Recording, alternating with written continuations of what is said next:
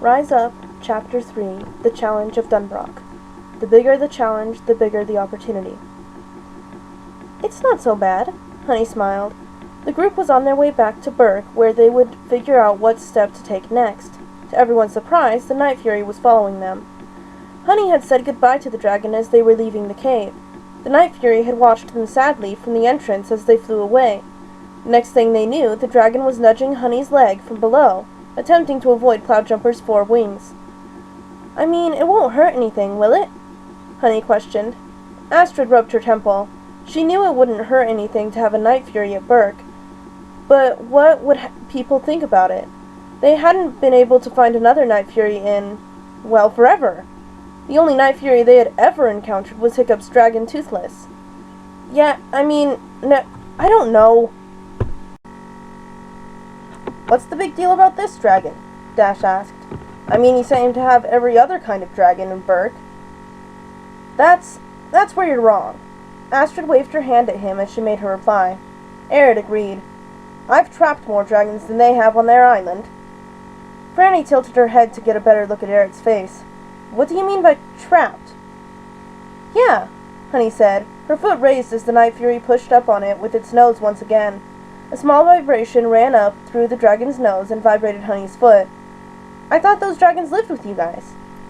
Oh, I get it, Dash said. You guys are some sort of rescue, right? Aerith and Astrid looked at each other. Rescue? Astrid asked. You know, like a place that catches injured animals, in this case dragons, and then helps them heal before returning them to the wild. The girl let out a small, awkward laugh. That's what we do. She muttered something afterwards, but the rushing wind drowned it out. Franny raised her eyebrow. As a mother, she could tell when people were lying. And right now, this Astrid girl was lying. Aerith hadn't said anything, but if she was lying, then it was safe to assume that he would keep the lie going. She shuffled in her seat to get comfortable. Right now, this lie wasn't hurting anyone, so it was probably safe to revisit it later, when they were on solid ground again. Where'd you rescue Cloudjumper from? Honey asked. She was now interested in this train of thought. Aerith jumped right on that. We've never heard the story, but the chief's mother, the woman you met back in Burke who was walking with us, was the one who rescued him. From what Hiccup tells me, Astrid seemed a little more comfortable talking about it now. It could be said that he rescued her. So he's always been really tame? Franny's eyes widened in awe. Below them was a village. It had many huts with dragon designs. Above the huts were buckets and wooden poles holding them up. She was amazed at how advanced they seemed to be. Clearly, these were some form of fire prevention system, and in addition to that, she remembered Wilbur and his friends saying something about an old Viking settlement. To be this primitive-looking, it would have been many years in the past, but at the same time, they had such inventions as fire prevention. Aerith had looked back to see if she was doing all right. When he saw her face, he looked down. There was Burke. Astrid saw her face, too. She laughed. You're getting a better first look at Burke than Aerith did. When he first saw the island, it was covered in ice. He sighed and shook his head. With a flick of his wrist, Skullcrusher arched up and then dove down. Franny let out a cry of surprise as they continued on their collision course with the village. Stormfly let out a chirp of delight. The Night Fury heard Skullcrusher's grunt as he headed down and Stormfly's chirp. This distracted it from Honeylemon's foot. It watched Skullcrusher diving down and got excited. This dragon seemed fun, but where was he going? The Night Fury growled out excitedly, looking at Cloudjumper. Cloudjumper lowered his head and looked under his stomach at the other dragon. His head tilted slightly to show his curiosity. It bobbed up and down, pointing at Burke 1 second and then at Cloudjumper the next. He nodded with a low grumble and raised his head. His body tensed underneath Honey and Dash. They didn't take notice of it for a second, but it was hard to miss when they started plummeting toward the ground on his back. Cloudjumper! Astrid yelled after them. She was the only one left hovering, the Night Fury having been directly on Cloudjumper's tail. Come on, girl, fetch! Stormfly purred excitedly and then dove down after them, tucking her wings to her sides. Honey and Dash were screaming as the dragons descended quickly. Wasn't Cloudjumper supposed to be tame? This didn't seem like something a tame dragon would do. Oh no. Honey felt her legs start to lose their grip. No! Dash! Dash had trapped Rhino between his body and Cloudjumper's as he tried to get a tighter hold on the dragon. When he heard his name called from behind, he moved his head to look over his shoulder. Honey's grip had loosened greatly. In fact, as he turned around, her fingers were slipping. The last bit of her grip was released. "Honey Lemon!" "Stormfly!" Astrid saw Honey come spiraling away from Cloudjumper's back. They needed to catch her. A fall from this height would most certainly be fatal, and it would be their fault. The latter halted her harsh descent by putting her wings out to catch the wind. She started flying toward the tall blonde. Her talons opened in anticipation. The plan was to swoop in and grab Honey Lemon by an arm or a leg, maybe both arms if they managed to catch her right side up. It shouldn't have had any faults. They'd done this catch many times, but this time it did. Astrid and Stormfly didn't take into account that there was an overly eager and overly friendly Night Fury that was waiting for just such an opportunity. A black streak blazed past them. Honey Lemon felt talons wrap around her upper arms. Then the wind that had been rushing around her seemed to turn into a cool breeze. So she decided to open her eyes, first one and then the other. She was soaring along as if she were a bird with nothing to do. Looking down at her with a smile was the Night Fury. Honey let a giant smile cross her face. "I knew it wasn't a mistake letting you come along." It bobbed up and down, trilling happily, clearly pleased with itself. "Are you okay?" Astrid, Franny, and Dash ran over to Honey as she and the dragon landed. Apparently, Valka had been waiting for Aerith and Franny and was now scolding Aerith for irresponsible flying. The Night Fury's ears pressed against the top of its head. It nudged Honey's hand and looked up at her with giant eyes. "Oh look, it's sorry." Honey knelt in front of it and hugged the dragon's head. Valka and Aerith now approached. "I heard what—" Valka started, but she stopped when she saw the Night Fury. Her eyes widened and her mouth nearly fell open. "It's a Night Fury!" It had taken some explaining, but Valka was finally made to understand how this Night Fury had come to Berk. She laughed as it cuddled up into her stomach. "My, she's a cuddly one, isn't she?" "She?" Aerith asked. Astrid was sitting on the ground next to them. She reached her hand out for the Night Fury to sniff. "How can you tell it's a girl?" "Ah, it's simple, but we can deal with the dragon lesson later. What did you find? Any sign of Hiccup?" Franny raised her hand. "They found me." Dash held Rhino out to Valka. "We found Rhino, too." Valka was amazed at the invisible ball. "Is that—" "It's plastic." Honey giggled at Dash's annoyance. The Night Fury's ears popped up at the sound of Honey. She looked over at her and got excited. She leaped up and bounded over to the girl. Valka laughed again, poking at Rhino's ball but watching the dragon. "She likes you." "Well, what are you going to name her?" Astrid said, getting to her feet and dusting off her skirt. "Name? Oh no, I can't do that." The black dragon rubbed against her leg like a pleased cat greeting its master. Should we get back to looking for the chief?" Aerith suggested, but no one was listening.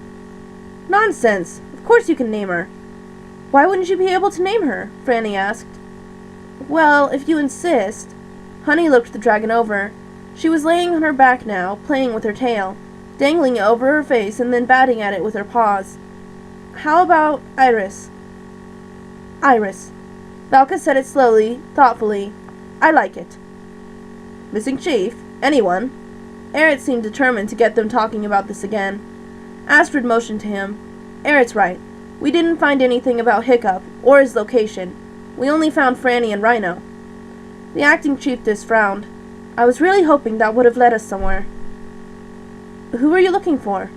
Franny asked. She looked from Valka to Astrid, then to Honey and Dash for an answer. "They're looking for their chief, some guy named Hiccup," Dash explained. "And Honey and I are looking for Violet and—" He stopped, then he looked to Honey. "I don't think you said who you were looking for."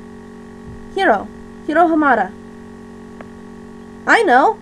Everyone jumped at Astrid's outburst. "Hiccup said he was going to meet his friends. Jack, Rapunzel, and—" She started waving her fist in the air and thought. "Oh, what was her name? Something Scottish, I think." "Merida?" Aerith said. "Yes, Merida." "If I remember what Hiccup told me, she's the Princess of Clan Dunbrock, isn't she?" Valka raised her eyebrow. Astrid nodded. Excuse me. Honey took a timid step forward to get her attention. Where is this Clan Dunbrock? And what is it? Dash was inserting his comments absent-mindedly, not really paying attention to the conversation, but rather to Rhino's hamster ball. Franny shook her head in disbelief. Who taught this kid? Dunbrock is a kingdom a few hours' flight from here. They're not our favorite people, but it's the best lead we have right now. The boy looked up to Honey. A tint of sadness was shared in their eyes. Iris sensed this and looked up from her laying position. I'm sorry. Honey looked down. She rubbed her hands awkwardly. We won't be able to go with you. We need to find Hero and Violet and Wilbur. Franny saw her point. She turned and started to lead Honey and Dash away. They didn't look back. They didn't know anything to these Vikings. They didn't have any connection with them, other than the last few hours they had spent together. Astrid looked to Valka. The chiefess watched them walking away for a second before nodding. Hold on. Astrid jogged up to them when they stopped. You'd be able to cover more ground if you could fly, so let us teach you before you go. Really? Yeah, but we better get started. Astrid and Valka led the three through Berk to a giant arena with a chain-link dome covering it. Aerith was sent on ahead to Dunbrock with a small dragon called a Terrible Terror accompanying him and Skullcrusher. When asked why this Terrible Terror was going along, Astrid explained that they had developed a means of contacting each other over long distances called Terror Mail. They strapped a message to a Terrible Terror's leg and then sent it back to Berk. It usually only worked if it was going to Berk. Astrid had all three line up. She paced back and forth in front of them as she began. All right, first things first, you're here to learn how to ride dragons. But to do that, do you know what you'll need? She stopped and looked at them. Dash raised his hand. Yes? A teacher? I'm your teacher, Astrid sighed, pinching her nose. I know, Honey said excitedly. Behind her, Iris perked up and sort of attempted a smile. What? Dragons! Yes. Thank you, she mumbled. At least one of you is smarter than the twins. Valka chuckled. Now, Astrid, be nice. How do we know which dragon to choose? Or are we going to have practice dragons first? Franny asked. We don't really do practice dragons around here. Astrid and Valka had rounded up a few dragons without riders from around the island, and they were lined up there in the arena. Astrid motioned to them now. So you'll all be picking a dragon that you'll have to bond with, and that will be your dragon. Dash and Franny looked over the dragons. There was a dragon with 2 heads and 2 tails. It was orange-red in color. Next to it was a dragon like Stormfly, a deadly natter, except that it was yellow-gold color-wise. After that was a dragon with 2 giant horns on its head. It was an oily blue color. Its scales shimmered in the sun. Then there was a dragon that looked like a giant oval boulder with 4 stubby legs and 2 fragile wings. Hey, Honey, which one are you going to pick? Franny asked. They had been formally introduced on their way over. Honey was looking thoughtfully at the dragons lined up before them. She was trying to figure out which one would suit her best, but a small purring sound from behind caught her attention. The blonde turned around and saw Iris crouching, getting ready to pounce on a butterfly that had happened to land in the arena. I'm going to go with Iris. Dash nodded thoughtfully, still looking at the dragons as he commented, That makes sense. Which dragon do you like? Astrid asked him. He pointed at the 2-headed dragon and laughed. That one looks funny. Valka chuckled. Boys will be boys, she muttered. So a hideous zippleback for you. She looked at Franny. Thoughts? I'm not sure. What do you think? Well, deadly natters are very graceful and very loyal. Monstrous nightmares are powerful. Gronkles are... I'm not exactly sure. If Ishlegs were here, he'd be able to tell you all about Gronkles. Which is which? Astrid pointed to them in order as she gave the names. She scanned them once more, thinking about what little bit Astrid had said, then she made her decision. I think I'll pick the deadly natter. And now that you've all picked, Valka walked over to them. You can learn to ride, but the Zippleback and Natter need names. After careful deliberation on Franny's part, she named her Natter Allie. Dash's names, well, they set the bar quite low. His Zippleback's heads were named Tick and Tack, respectively. They started out with some simple things, like earning the dragon's respect before moving on to the actual riding. When they got that far, they started by teaching them how to properly treat a dragon while on its back. Then they got them some specially made saddles and began the actual flying lessons. Liftoff was first, and everyone seemed to do very well at it. Then they did some maneuvers in the air. Dash nearly fell off Tick and Tack, but managed to correct himself. Franny seemed to do the best. Astrid then led them through landing practice. Alright, when you're going in for a landing, you have to let your dragon know what's going on. If you want to go down, just tell them down, like this. She patted Stormfly's neck to get her attention, then she firmly stated, "Down, Stormfly." Stormfly let out a small scree and then floated down to the ground. Her legs extended beneath her, and soon she was on the ground. There didn't seem to be that much to it. "Come on down," Astrid yelled up to them. Franny decided to head down. She patted Allie's neck the way Astrid had Stormfly's and said, "Down, Allie." The Natter headed down, following Stormfly's lead. It seemed like a flawless landing from where Dash and Honey were hovering, but Franny nearly fell off on the way down. She had to grip Allie's saddle tightly to keep herself in her seat. Astrid nodded. "Good job. You'll need to work on that balance, though." "Me next," Dash proclaimed. "Let's go, Tick and Tack."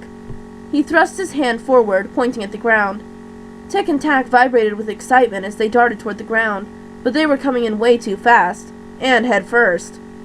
"Pull up!" Velka yelled. "Pull up!" Dash couldn't hear her. He was yelling too loud, and since he was freaking out, his dragon started freaking out. The dragon's wings froze up, and he thrust his paws out in front of him as if they would stop them in the air. This turned out to be their landing strategy.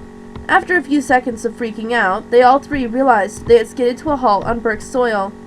Dash peeled open one eye first, then the other. That was awesome! He threw his hands in the air excitedly before turning to Astrid. "Can I go again?" "No!" Astrid and Franny exclaimed in unison.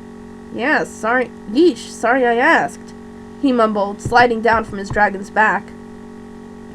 Valka let out a sigh of relief when she saw that Dash, Tick, and Tack were okay. "All right, your turn now. Remember to be gentle." Honey nodded. She took a deep breath to calm herself and then told Iris to go down. Iris headed for the ground. They seemed to be coming in a little fast, but Iris knew what she was doing. She put her feet out in anticipation of the landing. A second later, her feet hit the ground. They rocked forward a little, causing Honey to lose her balance. She straightened herself and smiled. "Thank you. I don't think I could have done that." Franny and Dash exchanged a raised eyebrow. Astrid just sort of shrugged it off. Valka came down now and landed next to them. "Well done, Honey." Astrid locked her fingers and stretched her arms out in front of her. "I think you're ready enough."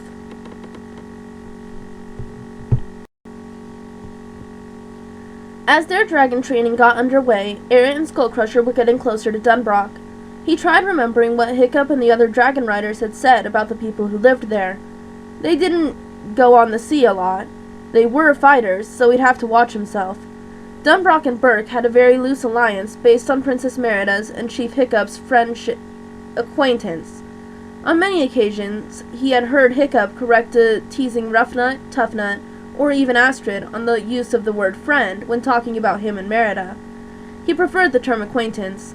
They had worked together, apparently, but Eret had never been able to determine what they had been doing. Last but not least, he remembered something about there being no dragons. It wasn't that uncommon to have islands or countries that were unaccustomed to the presence of dragons, so Eret wasn't really curious about that. He was curious about why Hiccup and the other riders considered the people of Dunbrock annoying, though. Skullcrusher let out a low growl and shook his neck slightly, bringing Eret out of his thoughts. They were nearing the edge of the archipelago. This would be the first time he'd been outside of it since he became a citizen of Burke. He had grown up outside of the archipelago and traveled to all sorts of different places, but there was something about it that made a person feel safe. Maybe it was the dragons, maybe it was the friendly people, or maybe it was the fact that there was no Drago Bloodfist. But whatever it was, leaving made him feel a little on edge. He patted the Rumblehorn's neck. "From here on, Skullcrusher, we have to watch each other's backs. Now remember what Valka said." The dragon gave a deep growl before starting to arch down. He wasn't doing what he had done recently. Instead, this time they were descending slowly but steadily, just letting themselves go down on a low incline. Nothing big. They just needed to be closer to the water. Valka had made it clear that they stay close to the water in case something lurked nearby. They'd need all the cover they could get. The terrible terror, who Eric decided he would temporarily call Terry, Kate seemed to be getting antsy. His nose twitched, and his head popped this way and that. His eyes were mere slits.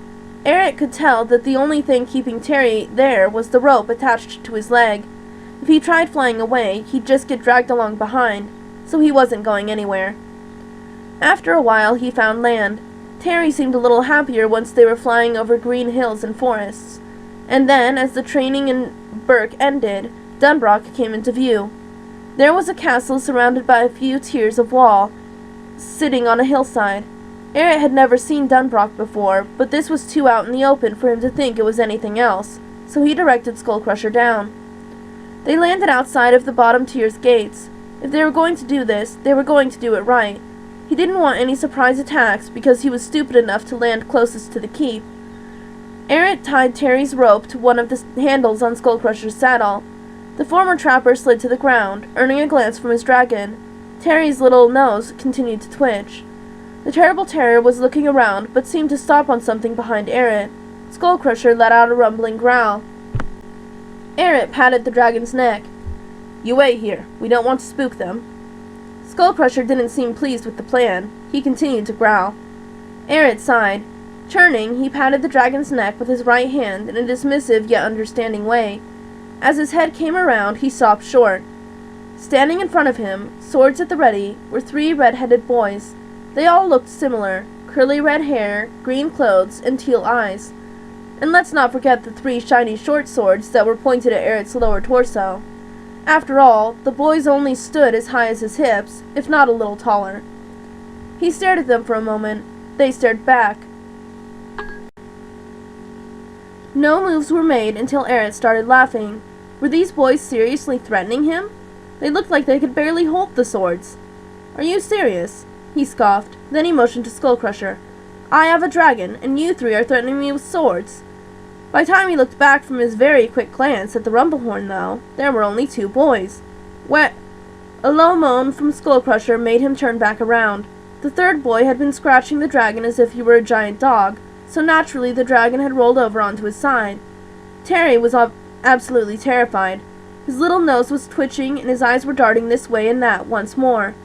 Eric just sighed, exasperated. "Skullcrusher, I thought we agreed to have each other's backs on the way out here."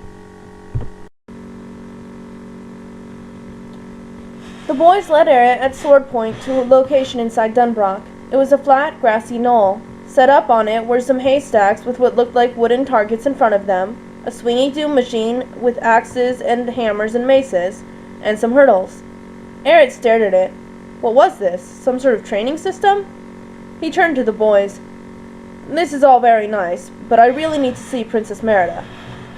The boy in the middle looked at his brothers before motioning to the training course with his sword. "What?" This was probably the strangest thing that had ever happened to him. It was even stranger than being inducted into a society where they rode dragons instead of trapped or killed them. 3 short, very short, boys were threatening him with 3 swords, saying they might let him live if he passed this obstacle course. What qualm did they have with him? The boy's eyebrow raised in expectation. Eric needed to start, or this boy's patience would wane. "Listen, I'd love to indulge you, really I would, but I'm in a bit of a rush." Eric decided he didn't want to hurt 3 children, so he decided trying to reason with them was his next best option. "I must talk with Princess Merida about my chief immediately." The boy didn't seem convinced. Instead, he and his brothers started moving in towards Eric, causing him to retreat towards the obstacle course. Eric turned to look over the course again. He weighed his options in his head. Either these boys would kill him on the spot, or he'd exhaust himself in the obstacle course and then they'd kill him, with a very small chance of him surviving should he make it all the way through. All right. I suppose I have no choice." As he approached the beginning of the course, a flag with what he could only assume was the Dunbrock crest on it, the boys went over to the sidelines. They sheathed their swords and folded their arms, watching, waiting. He watched them in return as a plan flashed through his mind. There was enough of a distance that he would have time to grab the sword from his back scabbard before they got to him. Then all he'd have to do was fight them off, find Princess Merida, and then return to Skullcrusher if she didn't know where Hiccup was. He started to crouch slightly, as if he were getting ready to start the obstacle course. His right hand moved back to his scabbard slowly so as not to draw too much attention. He closed it. There was no sword. It was gone. Then he saw the sword resting at one of the boys' sides. Of course they sneaked that out. He breathed. His hands went down to the ground, and then he began the obstacle course. First were the hurdles. They started low, about the height of his shin, and progressively got bigger. He had to launch himself over the last one by using his hands to propel himself up and over. Then was the swinging death machine. A long wooden pole rested across two beams on either end. Giant versions of weapons swung back and forth, suspended by chains. They seemed to be offset.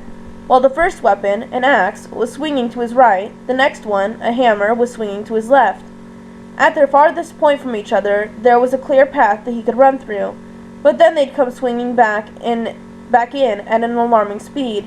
He decided that the quickest way would be to time it just right, not go through one at a time. Swing away, come back. Swing away, come back. Swing away. Eric darted past the hammer, past the axe, past the hammer, and almost into the giant mace. He felt the wind from the hammer's swing at his back and the wind from the mace's swing in front of him. Eric caught his breath. The mace was in time with the axe, and the sides beyond the mace should have been in time with the hammer, but their timing was different. Instead, there were two sides. They would come in toward each other and pass within an inch of the other's blade, meaning that he would have to time his pass to correspond with their both being on the outer edges. He couldn't rush this one like he had the axe and hammer. The boys watched him. He seemed focused. They couldn't tell from their distance, but he was timing the mace's swings. He had to get it just right if he wanted to pass without injury. The middle boy, who seemed to be the leader, looked at his two siblings. They each nodded in turn. He nodded back. One of them broke off and headed to the castle. The other broke off towards the end of the obstacle course, near the hay bale with a target on it. He grabbed a bow and an arrow on the way there for the final test. The leader of the trio just folded his arms, as he had seen his sister and father do so many times when they were judging something. Eric dove forward. The timing for the mace was marvelous. The timing for the sides, not so much. He made it through the mace as the two sides started their return course. While examining everything, he thought he had enough room to go under the sides, even at their lowest point. So once he had passed the mace, he immediately tucked into a roll. The wind from the sides on his back, and the slicing sound they made, caused his heart to pound. Eric had made it through, but just barely. He could feel the very edge of the outer scythe lightly rub against his shirt as it passed. His breath caught in his lungs. Then he remembered that it would be coming back. The triplet who had taken the bow and arrow waved him over. This would be the last challenge. Eric took a large step toward the boy, away from the scythe, and froze for a second. He took a deep breath to calm himself before going to the boy, who handed the bow and arrow to him. This seemed like child's play compared to those sides. Eric held the bow up and knocked the arrow. He clearly only had one chance to prove himself to the trio. If he couldn't pass this, then he'd be in for a fight. Even if he could, there was a high chance he'd be in for a fight anyway. He pulled the arrow back to the tip of his mouth. His focus was on the target a few yards away, which is why he didn't notice when the third boy came back, with 2 adults and 2 dogs following close behind. "Who?" The man started, pointing at Eric while talking to his wife. "Shh." She stopped him by putting her finger to her mouth. You can't just break someone's focus when they're getting ready to shoot an arrow. That could be dangerous. There was a twang, and the arrow was off. It soared through the air. A thud marked the end of its course. The arrow rested in the white ring just below the bullseye. Eric jumped when the clapping and uproarious laughter reached his ears. End of chapter 3.